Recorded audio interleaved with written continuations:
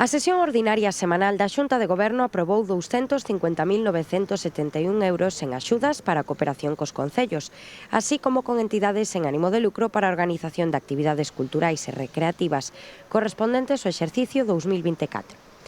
Neste apartado aprobaronse as bases reguladoras da convocatoria destas axudas por un importe de 100.000 euros. No que atinxe as achegas aos concellos, o de Amoeiro percibe 48.400 euros para o acondicionamento de camiños municipais en Quintás, Villa Vistosa e Outeiro.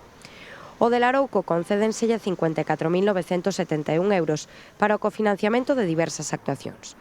Por último, o Concello de Toén recibirá 48.000 euros para a renovación do pavimento no núcleo de San Pedro de Moreiras.